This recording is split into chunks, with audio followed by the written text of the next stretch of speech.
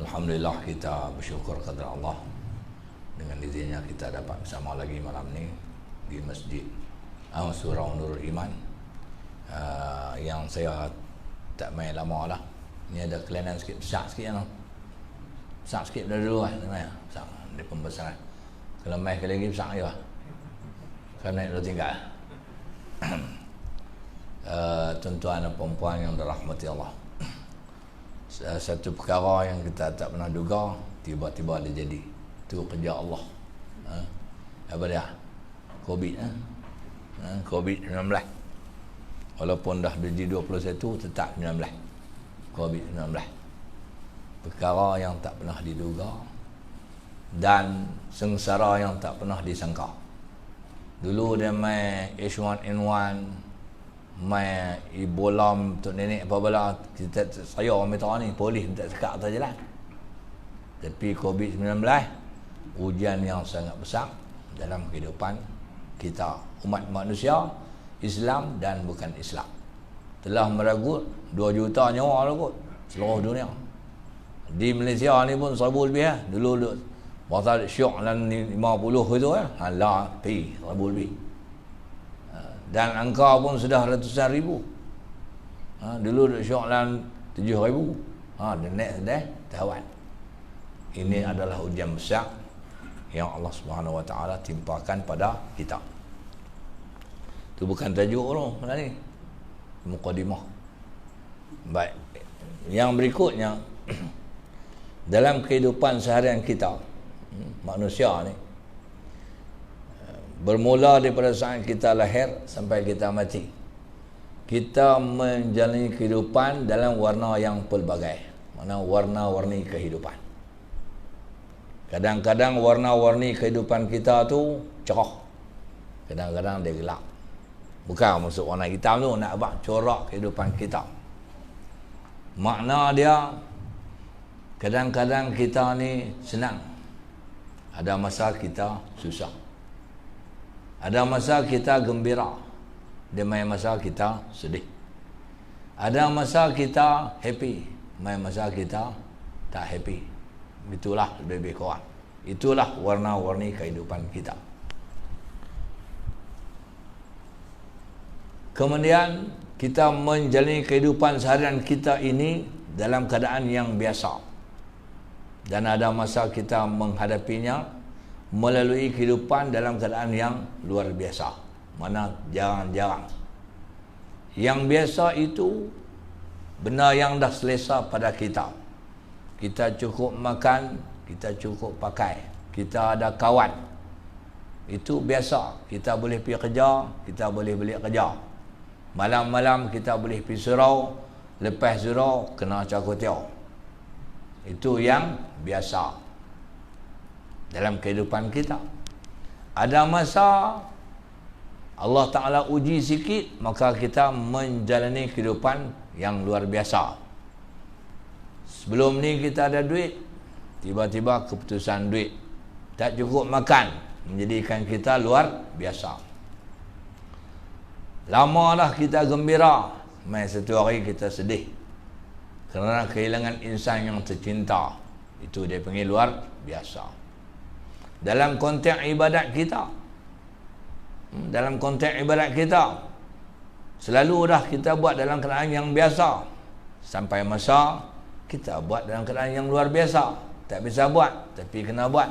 Contoh, orang sihat, dia semayang dalam keadaan yang biasa.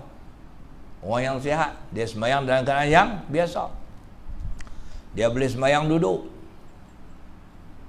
Dia boleh semayang berdiri. Berdiri lama-lama. Dia boleh semayang tarawih. Dia boleh pergi masjid. Dia boleh pergi surau. Sebab apa dia boleh buat dalam keadaan yang biasa? Sebab dia seorang yang sihat. Tapi sampai masa Allah Ta'ala rentak sihat dia tu sat, atau rentak terus, Allah ambil sihat dia tu, Allah bagi ganti dengan sakit. Dia semayang juga, tapi semayang dia luar biasa. Semasa dia semayang dalam keadaan biasa, dia duduk, dia berdiri. Bila dia sakit, luar biasa, dia semayang duduk. Sakitnya makin melarat, dia semayang mengiring. Lagi melarat lagi, dia semayang berbaring. Sakitnya makin melarat, dia semayang pakai isyarat mata. Sakitnya lagi melarat, dia sembahyang pakai isyarat hati. Sakitnya habis melarat, dia dah mati. Tu cerita dia. Dia buat ibadat dalam keadaan yang luar biasa. Seorang yang bermukim tak pergi mana-mana, duduk di taman Lembah Bujang Jaya. Inah. Duduk di taman Lembah Bujang Inah, tak pergi mana-mana. Maka dia sembahyang dalam keadaan biasa. Satu hari dia bermusafir, berkelana, naik kereta, pergi di Lembah Bernam Jaya. Menjadikan dia orang musafir, maka sembahyangnya luar biasa. Bagaimana sembahyangnya luar biasa? Dia sembahyang jamak. Dahlah jamak, dia kosorkan sembahyangnya. Itu luar biasa. Kerana jamak dan kosor tidak boleh dibuat ketika dia berada di taman Lembah Bujang Inah. Tapi dah jadi luar biasa, maka dia jamak sembahyang dia ketika dia bermusafir pergi ke Lembah Bernam Jaya atau Putrajaya. Mana itu luar biasa pada dia.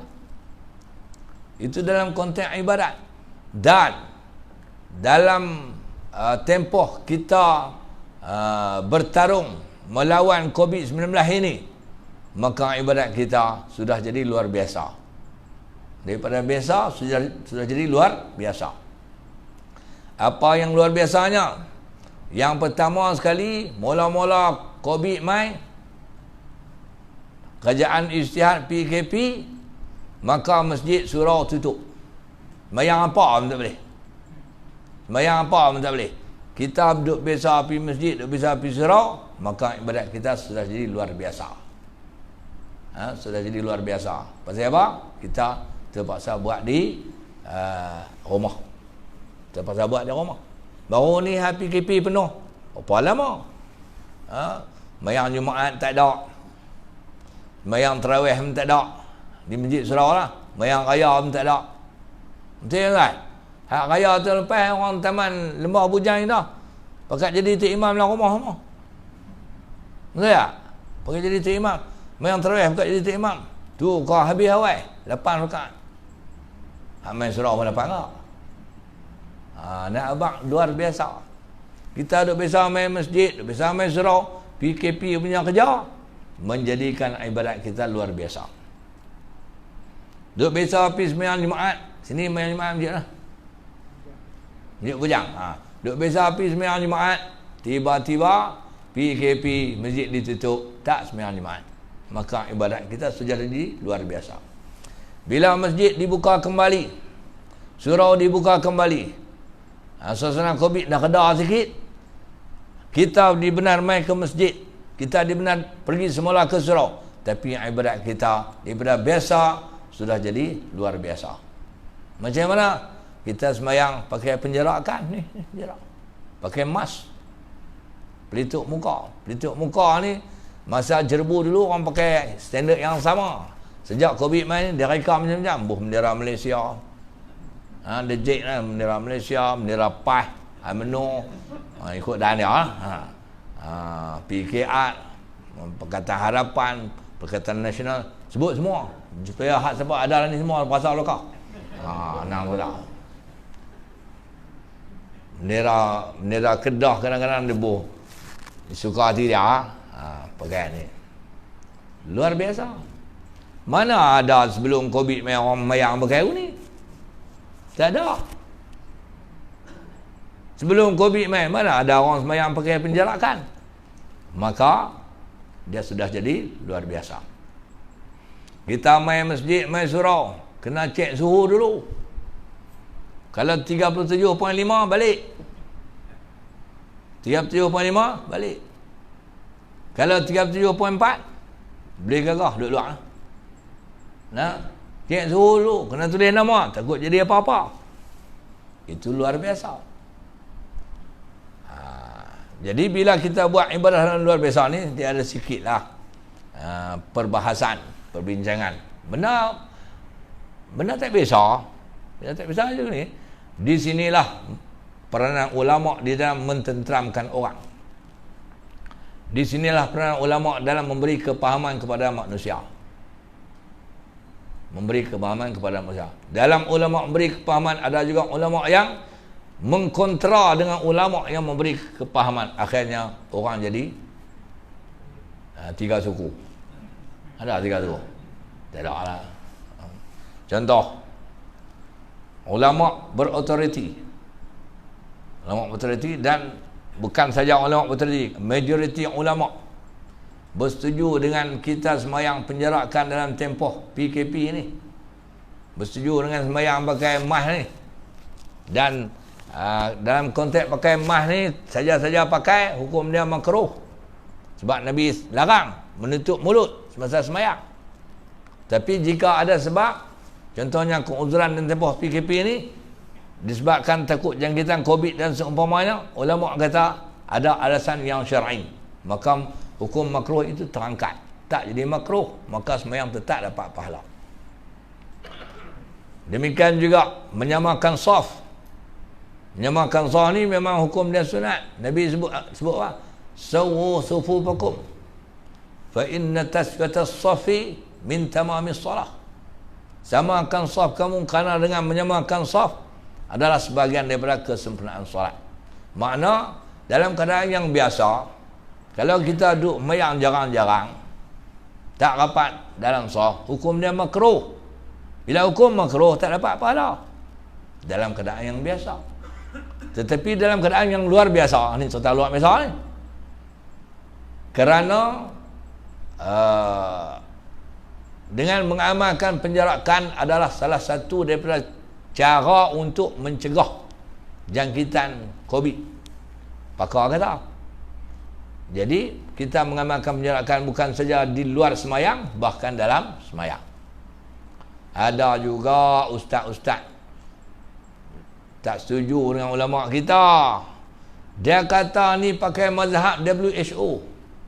Mampu benar tu, sampai dalam telefon tuan-tuan. Mazhab WHO, kena kat dia tawan. Kena kat dia tawan. Jadi kita, jika terdapat keuzuran, maka harus menjarakkan saf, dan hukum makruh tu terangkat. Masih dapat pahala berada dalam saf. Di sinilah peranan ulama dalam memberikan penjelasan kepada orang awam, supaya mereka faham dalam konsep melaksanakan ibadah dalam keadaan yang luar biasa ini. Itu cerita dia. Jadi tuan-tuan dan puan-puan rahmati Allah, cerita ni tuan-tuan duduk dengar lalu lah. Siapa duduk ikuti video saya pun bisa tengok benda ni. Saya ulang lah, bagi siapa-siapa tak pernah dengar penjelasan. Baik. Malam ni saya bawa satu tajuk kecil. Ni mau masuk tajuk. Tak salah mukadimah. Ni mau masuk tajuk ni. Okay. Tajuk ni pun siapa pernah dengar, saya duk mengajak di radio, dalam Facebook pun saya duk mengajak lah. Tapi saya ulang balik lah, bagi siapa yang belum pernah dengar, ataupun dah dengar tapi lupa. Baik. Malam ni saya bawa satu tajuk kecil dalam cabang ilmu fiqh. Nama dia tajuk tu luqatah. Lam, qaf, ta marbutah, ta bulat. Luqatah. Luqatah ni maksud barang yang hilang. Barang yang hilang. Kita naik motor, telefon duduk dalam poket ni. Telefon duduk dalam poket. Lepas tu naik motor deras, lintas kora lintas. Elok kora, tak ada apa, tekan brek. Tekan brek, lepas tu tayar motor belakang terangkat. Pasal cengkam teruk brek. Bila terangkat, lepas tu saat jatuh balik, telefon kita terpelantin. Duduk dalam poket ni, telefon kita terpelantin. Lepas tu bila terpelantin, tak apa, kita tak sedang abang. Tayar motor belakang duduk balik dekat elok, kora pun pi, kita pun berderah macam beza. Masa kita break tadi ni tang Jambatan Semeling, kita nak pergi makan sate Semeling tu kita break tu, bukan break atas jambatan tu, atas jambatan telefon pas dalam sungai lepas daripada jambatan tu break sampai rumah di Taman Lembah Bujang Indah. Tengok telefon kopi teman tu baru sedang kata telefon kita tak ada dalam poket. Itu makna apa lah? Itulah makna luqatah. barang kita dah hilang. Barang kita dah hilang. Luqatah nama dia. Orang pakai spek mata. Orang pakai spek mata. Jenis pakai, bukan pakai sedia ni, habuan nak baca boleh pakai. Masa nak baca boleh pakai. Dia pun pergilah dengan orang baca kitab. Di masjid ke surau ke seumpamanya, dia pun kalau nak pakai dah. Selalu habis dengar baca kitab tu, dia ambil buh lampu pakai balik. Itu buh tu. Lepas tu dia pun balik. Balik nak baca Quran di rumah. Nak baca Quran di rumah, cari spek mata. Aku buh spek mata tu mana tu? Ada tak? Tak ada. Maka spek mata tu dia jadi barang yang hilang. Dia tercicir daripada ni spek mata. Tapi bukan spek mata orang muhtadi tu. Itu lain. Dia spek mata ni habuan baca, tak baca dia buh gitu. Dia umur dia tua lajak lah. Lepas tu dia tanya cucu dia, nampak spek mata tak wan tak? Ada jenis ni. Nampak spek mata tak wan tak? Cucu dia tak wan ni betul mampu ya. Lebih kurang tu lah. Tu makna tak hilang. Tu dia tak kena tempat. Betul kena buh tu. Tapi dia buh tang tu. Tu contoh dia. Barang yang hilang. Jadi barang yang hilang ni dalam hukum fiqah dia panggil luqatah. Perbahasan dalam ilmu fiqah, barang yang hilang ni dibagi kepada dua jenis. Ni saya mengajak dekat Aisyah. So Aisyah tu nanti ajak sikit tak habis taruh tak lupa pula. Barang yang hilang ni dibagi kepada dua jenis. Yang pertama benda. Dia punya barang yang hilang tu. Yang pertama benda. Yang kedua apa dah? Binatang. Yang kedua binatang. Ini perbahasan dia. Jadi bini tak masuk lah. Bini tak masuk. Awak bini ku hilang ambil mana tu? Bini tak masuk. Itu cerita lain, bukan cerita malam ni. Nombor satu benda, nombor dua binatang. Tapi saya nak cerita binatang tak ada lah sebab masa tak ada. Kita ambil barang dah lah. No. Benda yang hilang ni ada dua jenis. Benda yang hilang ada dua jenis. Jenis yang pertama yang bernilai tinggi. Itu hukum fiqh. Yang bernilai tinggi. Tinggi itu bukan maksud juta, bukan maksud 1000. 560 pun nilai tinggi. Maksud dia bernilai tinggi ni, barang itu sekira-kira kalau tuan dia sedang hilang daripada pemilikan dia akan usaha cari. Dan dia berasa perah kalau tak jumpa. Itu jenis yang pertama, bernilai tinggi. Jenis yang kedua yang nilainya remeh. Saya tak kata kena kan. Nilai dia remeh lah. Sekira-kira kalau barang tu hilang, tuan dia sedang-sedang, tuan dia kata tak tahu mana tu, tapi dia tidak ada kesungguhan untuk mencari. Dan dia tak ada kata harapan nak main balik, dia putih harapan dia. Tak apalah, dah hilang buat macam mana. Contoh dia kotak tisu. Kotak tisu. Kotak tisu datang kertas tisu dia dalam buket ni, dia pergi buh tahu lah. Tadi tisu ada satu ni, buh tahu mana tu. Tak apa, beli lain. Tu benda yang remeh. Tisu. Lagi apa lagi? Roti canai 2 biji 3 biji dia buh tahu mana. Lepas tu agak-agak dia nak cari tak? Tak. Lagi apa lagi? Ikan temenung sekilo. Walaupun sekilo RM8 RM10 dah buh tahu mana tu tadi. Tak cari pergi beli lain. Itulah dua jenis barang yang hilang. Barang yang nilai dia bernilai lah. Saya kata nak kata nilai tinggi pun tak betul ya. Kadang-kadang 560 kita cari. Nombor dua ni benda yang remeh. Okey. Barang yang remeh ni di segi barang ketahanan barang yang hilang tu pula ada dua jenis. Yang pertama, barang yang boleh dia kekal dalam keadaan begitu. Hang hilang apa lama duduk macam tu. Contoh dia duit, jam, handphone. Dan yang kedua ni, barang yang dalam masa yang lama dia akan rosak. Dia akan rosak. Contohnya apa? Mi goreng. Kita hilang mi goreng, jatuh tang tersembai. Esok kita pergi ambil, agak-agak boleh makan tak mi goreng tu? Boleh tak? Ataupun apa, air kacang. Air kacang tinggal di bus stop, esok pun sedap. Pergi jumpa, dia jadi air kacang ke dia jadi kacang air? Saudara, lebih kurang tu lah. Dan nombor 3 ni barang yang dia boleh dirawat untuk mengekalkan keaslian dia. Kalau tak rawat dia berubah. Contohnya apa? Contoh macam ikan. Kalau kita jumpa ikan, nak mengekalkan keikanan itu, ada orang kata keikanan. Kita bubuh dia dalam peti air, maka dia masih fresh, dia tak rosak. Kita bubuh dia dalam peti air, dia kekal. Ikan bubuh dalam peti air. Dalam peti air ni kata bukan bubuh ikan, bubuh orang entah lama. Bubuh orang entah lama. Orang yang tak ada waris tu duduk dalam rumah mayat tu, orang tak kata lah peti air, kita kata bagi bahasa mudah lah.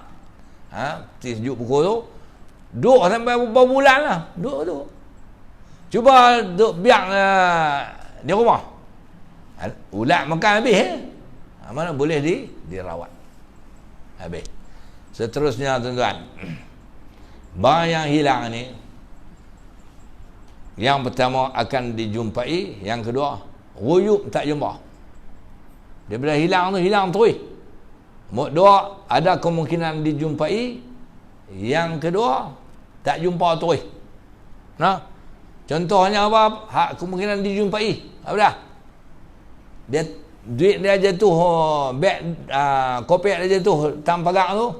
Lepas tu orang dia balik-balik, orang buka lah kopek duit tu, tengok ada nama pasport apa semua. Oh, hak rumah nombor 241. Habis pergi balik lah, dijumpai. Boleh dijumpai. Yang kedua hilang ruyuk terus, tak dijumpai. Contoh dia apa? MH370. Tak jumpa terus. MH370. Berkelar tak jumpa. Tak dijumpai. Habis. Kemudian barang yang hilang ini, bila dia dijumpai, maka orang yang jumpa barang tu, orang jumpa barang tu, dia ada 2 kemungkinan. Tengok saja. Yang kedua ambil. Ni saya duk mengajak bab fiqh ni. Ambil. Apa hukum kita ni bila jumpa barang kita ambil? Apa hukum kita ambil? Kita jumpa duit 50, ambil. Kita jumpa telefon, ambil. Jumpa jam, ambil. Jumpa barang kemas, ambil. Apa hukum kita ambil? Maka dia ada beberapa hukum. Hukum yang pertama wajib ambil. Kita jumpa barang tu, kita wajib ambil. Ambil tu bukan buat hak kita. Ambil tu dalam usaha nak cari tuan dia. Hukum yang pertama wajib ambil. Bila wajib ambil? Apabila kita yakin kalau kita tak ambil, barang tu akan dijumpai oleh orang yang tak amanah, dia akan salah guna barang tu, dia jual dan seumpamanya. Maka pada ketika tu kalau kita yakin tentang ni orang tak amanah ni, kita wajib ambil untuk mencari tuan dia. Mana kalau kita dah kata wajib ambil, di sini orang tak amanah, kita tak ambil, kita berdosa. Itu nombor 1. Yang kedua, hukum yang kedua, harus ambil. Harus ni makna kita ada pilihan. Nak ambil tak apa, tak mau ambil pun tak apa. Bila harus ambil ni, kalau kita jumpa barang di tempat yang kita yakin, kalau aku tak ambil, orang yang amanah macam aku akan ambil. Begitu. Tidak akan ada orang yang kenat mengambil barang tu. Ketika itu harus ambil. Tak ambil pun tak apa. Dan yang ketiga, hukum ambil tu adalah makruh. Mana tak ambil lebih baik daripada ambil. Bila jadi makruh, sekiranya kita ambil, kita bimbang saya, takut kita salah guna barang tu. Takut kita salah guna barang tu ataupun tak erti jaga, akhirnya dia hilang. Maka makruh kita ambil. Dan hukum yang keempat, haram kita ambil. Haram ambil bila? Apabila orang yang jumpa barang tu, bila dia ambil, confirm dia akan salah guna. Dia jual dan seumpamanya. Maka hukumnya haram. Jadi saya dah bagi tahu dah hukum tu tentang kelas. Kalau kita jumpa barang tu, kita ni duduk tak mana. Kalau kita wajib, ambil. Kalau harus, terpulang. Kalau makruh, lebih saya ambil. Kalau haram, jangan ambil. Haram ni tak ada lah pokok dalam surau ni. Hak yang jenis tu jenis tak semayang, kaki nombor ikut mu. Ada menterah itu mu.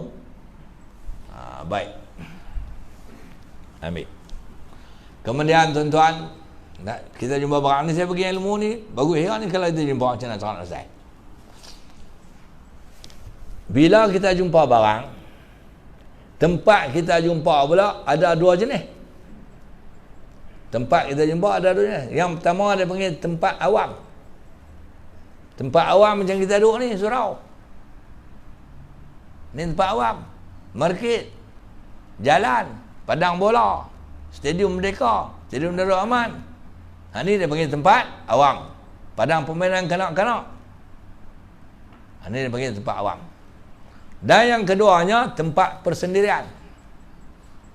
Tempat persendirian. Tempat persendirian ni rumah orang. Rumah orang. Lagi apa lagi? Pejabat. Jabat tu walaupun bukan hak milik bos tu, tapi dia pernah jaga tu. Tu dia panggil tempat persendirian. Maka hukum ambil barang yang saya cerita ni apabila kita jumpa di tempat awam. Kalau kita jumpa di tempat persendirian, di rumah orang, kita tak boleh ambil. Kalau kita jumpa pun nak ambil boleh, tapi kita kena bagi kat tuan rumah tu. Kalau jumpa di kedai, kena bagi kat tuan kedai. Kalau tuan kedai tu dia pekerja dia, kena bagi kat pekerja dia. Itu tempat kita jumpa barang. Okey. Kemudian bila kita jumpa barang, ni ambil cerita hukum wajib harus saja. Makruh dengan haram kita tinggal. Bila kita jumpa barang, barang yang kita jumpa tu dua jenis saya buat tadi, barang yang bernilai dan barang yang remeh. Barang yang remeh. Saya cerita barang yang remeh dulu. Barang yang remeh ni kita boleh, contoh kita jumpa mi goreng, tapai, air kacang, roti canai. Kita jumpa tu, jumpa ni maksud orang tak ada lah. Kalau orang ada, jumpa kena tanya lala tu. Jumpa ramai-ramai, ni siapa hilang duit ni? Tapi janganlah tunjuk dah saya mengaku. Sekali saya tunjuk cara, macam mana cara nak cari tuan. Siapa hilang duit? Dia tak saya.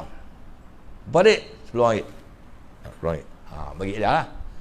Ni cerita jumpa ni, jumpa orang tak ada. Kita yang ada ataupun kita dengan anak bini kita lah. Mana tu? Bagi tercicir.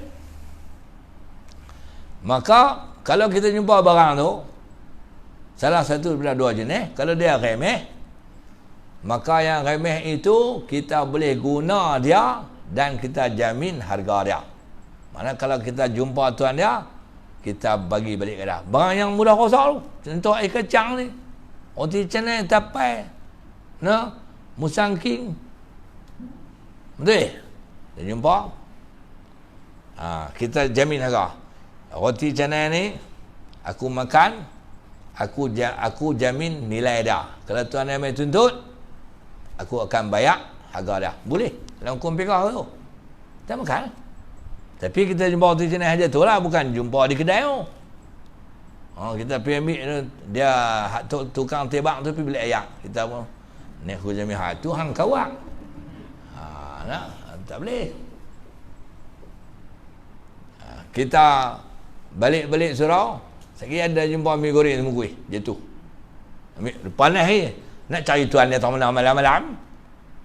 Takkan nak pergi tanya rumah ke rumah. Tak logik kot. Dia jatuh di atas jalan. Balik-balik makan. Cik, bini tak surau bagi ya. Surau apa? Jalan bagi.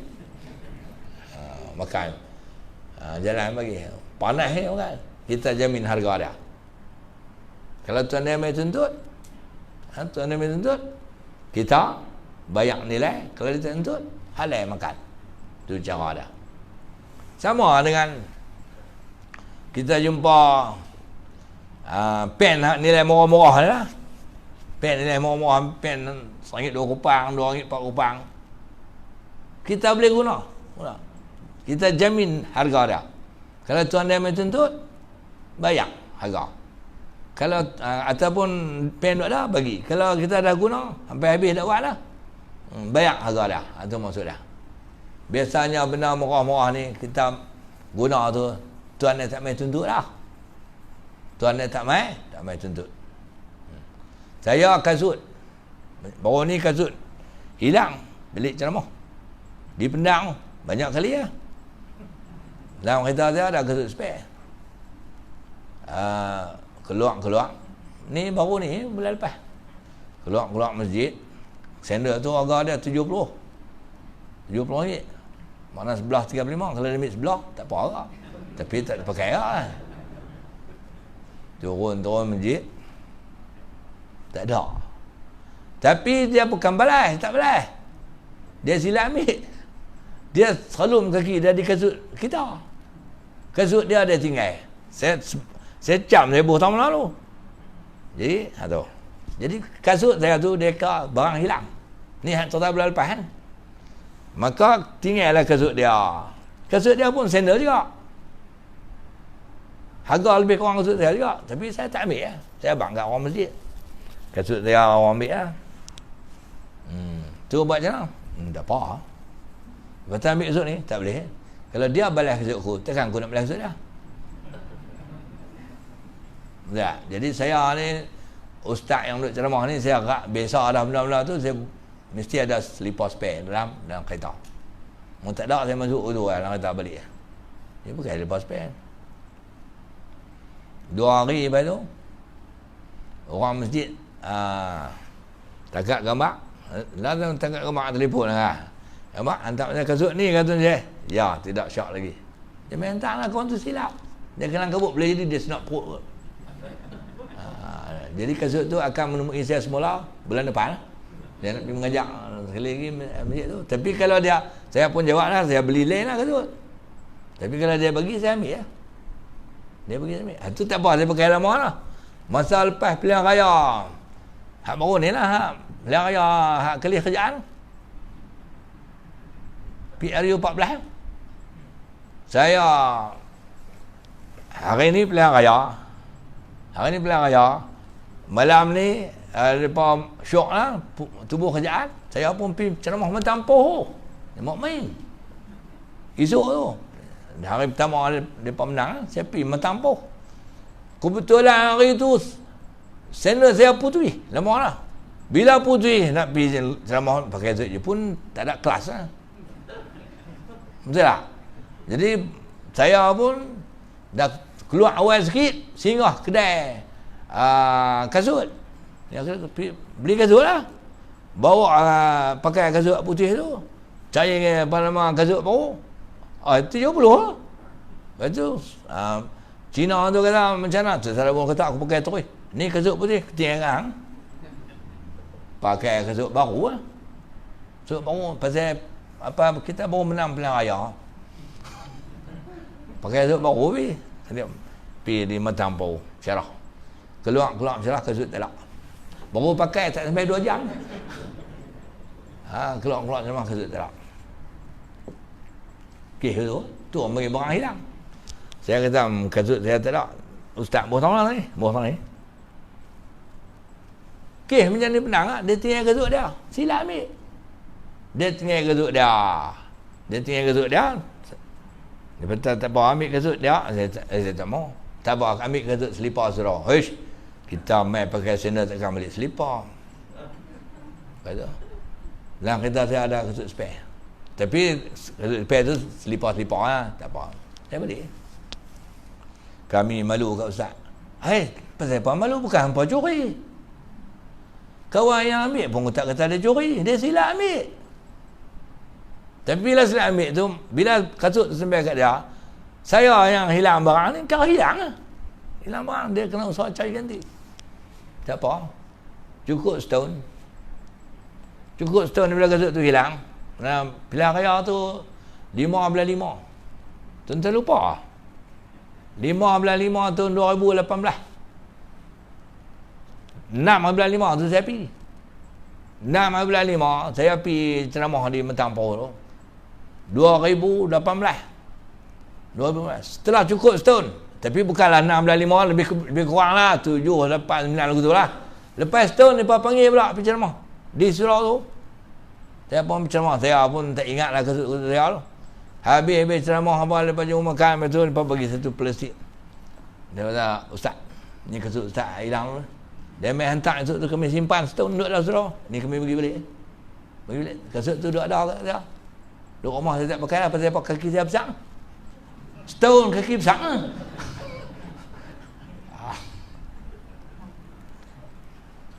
Baik. Itu contoh barang hilang. Jadi dalam diri kita ni mesti mengalami benda-benda hilang. Betul tak? Baik. Jadi kalau tuan-tuan jumpa barang hilang nilai rendah-rendah tu, boleh guna dia. Tapi kena jamin harga. Kalau tuan dia mai cari, Allah, saya makanlah minggu ni tu. Berapa dik? Saya beli RM4, bagi kat dia RM4. Saya kemarin tak betul di tengah surau. Main-main nak ambil tak ada. Saya minum, saya ingat kot, hang buat kenduri. Berapa dik yang beli? Saya beli RM1.50. Bagi kat dia RM1.50. Jamin harga dia. Jamin harga dia. Kalau kita jumpa barang yang ni kuih berat ni, masuk insya-Allah. Lepas lagi sini. Kalau kita jumpa barang yang nilai tinggi, ni saya nak bagi ilmu tu bagaimana cara barang tu lah jadi milik kita. Bila kita jumpa barang tu, contoh telefon lah. Kita jumpa barang tu. Tapi barang telefon boleh cari tuan dia. Kita tekan-tekan dia keluar nama. Ni tak boleh cari ni. Laptop ke apa ke. Jam ke. Senang jam lah. Jumpa jam ni. Benda ni dia tahan lama. Walaupun dia harga tak sampai RM1,000. Tapi beratus-ratus pun. Dia ni. Katalah kita jumpa jam ni. Jumpa jam. Di tepi jalan. Di padang permainan dan semuanya. Kalau tuan-tuan pegang saja. Tak niat mula-mula pegang. Barang ni bukan hak milik tuan-tuan. Itu hukum pegang. Ni saya ajak lah. Bila jumpa jam ni. Sekali cuba saya try tinggal tengok. Nampak tak? Bila jumpa jam ni. Beg tangan kan dan semuanya. Tuan-tuan pegang ni. Saya ajak lah. Pegang jam ni. Kata kat jam ni. Tapi dia tak dengar lah. Kata niatlah hati. Kalau tak kata, tapi kata jam ini jadi milikku sekiranya aku gagal menjumpai tuan dia. Kena niat aku tu. Jam ini menjadi milikku sekiranya aku gagal menemui tuan dia. Tuan kena niat masa mula kita pegang. Bila kita dah simpan lama baru niat, tak jadi. Kita kena tuan dia sampai jumpa. Ni ilmu saya bagi ni. Jam ni menjadi milikku sekiranya aku gagal menemui tuan dia. Jadi kita pun simpan lah. Jam. Duit pun serba lah. Jumpa songkuai duit RM10,000. Duit ini menjadi milikku sekiranya aku gagal menemui tuan dia. Niat betul lah hati. Bukan kata saja. Hati itu kena niat. Habis. Jadi kita pun cari. Okay, macam mana kita nak cari tuan pemilik barang yang hilang tu? Dia berbeza fiqh. Ilmu fiqh ni berkembang. Dulu ni kita kena cari di tempat barang tu hilang. Kalau kita jumpa di masjid, kita kena main cari di masjid. Siapa hilang jam? Dia main ni lah. Siapa hilang duit? Lebih tu. Kalau di market, kita kena siapa hilang. Nak cari ni barang ni, tempoh pencarian dia kena selama setahun. Setahun. Cukup setahun, tuan dia tak tuntut. Barang tu sah milik kita. Tapi lepas menjadi milik kita, dia main tuntut. Kena bagi balik. Kalau kita dah jual, kita kena jamin nilai lah. Tapi biasanya lama-lama orang tak tuntut lah. Tak tuntut lah. Jadi kita kena cari. Macam mana cara nak cari?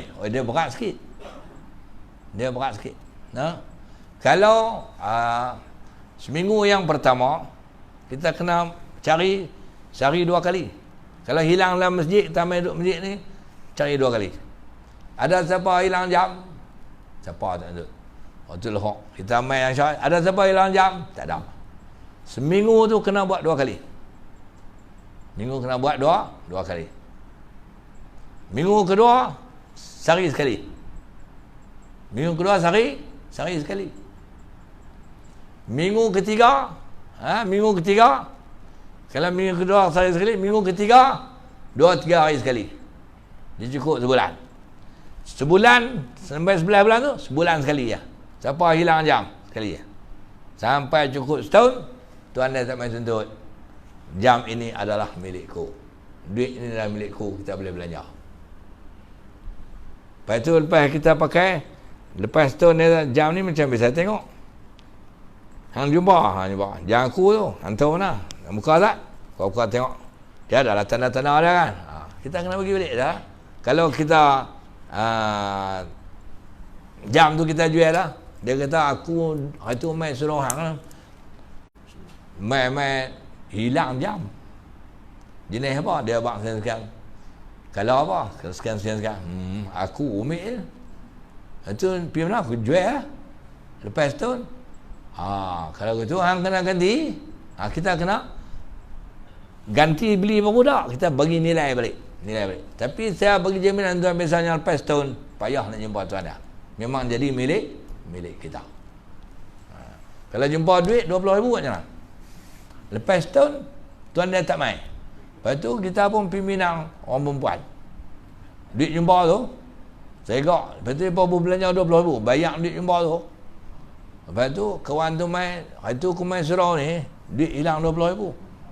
Tak jumpa, dia tak aku jumpa. Duit tu pergi mana? Duit tu tak ada, tapi benda tu ada. Apa dah? Tu bini aku. Lebih kawan tu. Lepas tu kawan tu tak, kalau tu bini hang nak bagi aku, mampu. Tu kita jamin nilai dah. Kita kena jamin nilai, dia banyak duit. Tu maksud kita jumpa barang yang hilang. Bukan, dia ada kaedah dia. Bukan so jumpa tu balas tu. Tu dia punya kawan. Dia ada kaedah dia. Okey, seterusnya ringkas. Macam mana cara kita nak cari? Bukan cari. Kalau tuan dia main tuntut, macam mana cara kita nak bayar dah? Ini dia ada ilmu fiqh. Kalau kita duk iklan tu, law ni iklan lagi berkembang dulu. Halah fiqh, guna alat moden. Kita iklan dalam Facebook, kita iklan dalam WhatsApp, dia main saya. Kita iklan dalam radio, kita iklan di bola kertas print kertas A4 tu pergi tempel lah pokok ketapang sama berbagai iklan dalam konteks moden ni. Tapi ada barang yang hilang kita tak boleh ambil, kita kena serah pihak berkuasa sebab dia boleh dibuktikan pemiliknya. Mutu hang buat milik aku, sekali hang duduk dalam macam mutu dia ada geran, kereta dia ada geran, kipas angin tak apalah. Oi, rumah hang banyak kipas angin, ambil lah, aku jumpa. Di mana? Dalam surau. Tu katuk ni. Ada di masjid di daerah Kota Stak. Saya tak mau abang masjid tu, takut Tok Bizan tu ada sana. Hari tu depa masuk main satu lori. Orang kampung tengok tapi depa ingat main repair. Dia main berani siang-siang waktu antara pukul 10 sebelum lohok. Masuk dalam masjid ni, kipas lengok ni dibuka habis semua. Kipas lengok dalam masjid tu buka habis semua, buah lalu ni. Orang kampung perasan, depa ingat depa datang kuasa panggil repair. Jadi tak ada apa. Main lohok buka-buka. Nak lohok panas Masa tu masjid tu aircon tak lagi, serta lama ni. Satu kipas pun tak ada. Tu adakah dia jumpa barang hilang? Tu jumpa barang hilang. Tu dia tak jumpa barang hilang, tu dia bagi barang tu hilang. Kawak. Baik. Macam mana cara kita nak, kalau tuan dia main tuntut, macam mana cara kita nak bagi? Banyak orang jumpa barang di masjid surau, dia cara tak kenal. Kita kalau jumpa barang, kita nak iklan kat orang, ada siapa hilang jam, jangan hilang barang kawan tu tak tahu apa. Kita kena bagi clue saja. Ada siapa hilang jam, boleh jumpa dengan saya. Begitu saja. Ni pihabang habis. Siapa hilang jam seekor, rantai dia kalau perak, muka bulat, apa tu melik sikit, main mengaku tu. Dia tak boleh abang tu. Ada siapa hilang duit, main jumpa saya. Lagu tu saja. Lepas tu dia pergi ta'rif tu proses pengenalan. Bila dia main, saya lah hilang jam tu. Tanya ada jam jenis apa. Tu pekah ajak tu, jam jenis apa. Dia kata seko. Seko, dia, muka dia kala apa? Kala putih. Tali dia kala apa? Kala perak. Hilang mana? Dalam masjid.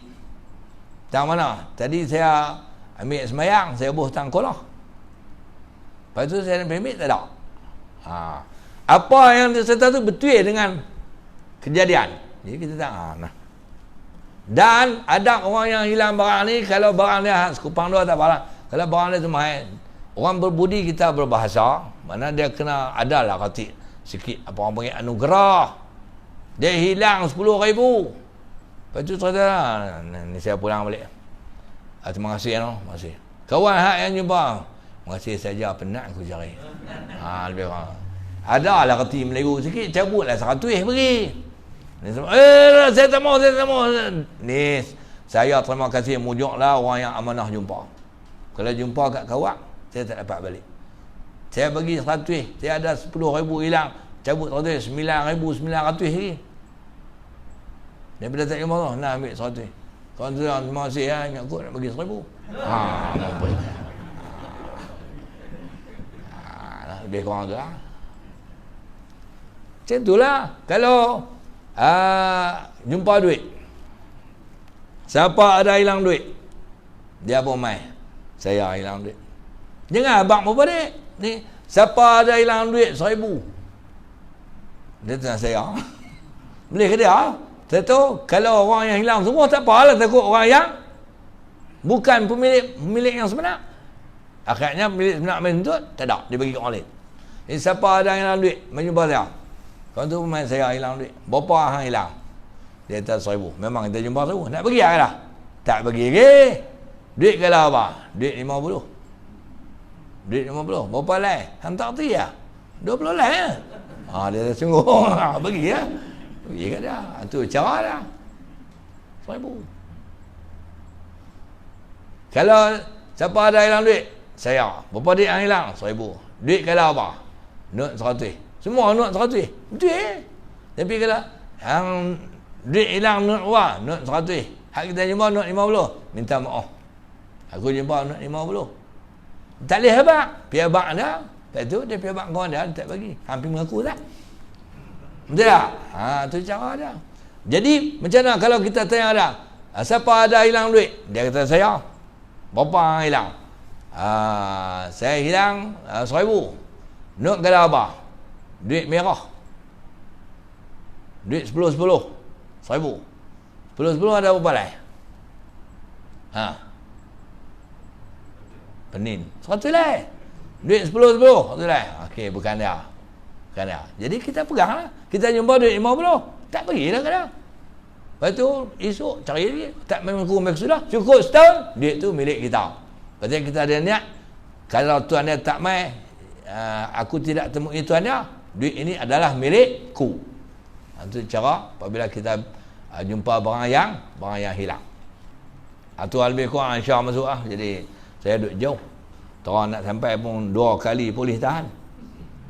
Dia tak buat apa. Tadi saya main kat belakang ni sampai tang Sungai Limau.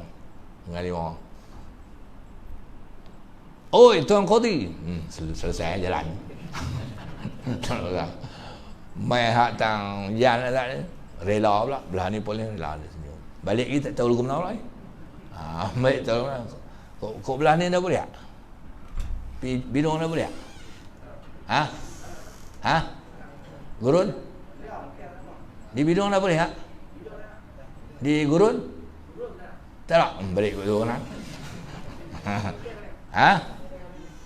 Baik. Tak ada masalah, ada tak apa, salah. Kita bukan buat salah. Memang dia tanya dah. Baik.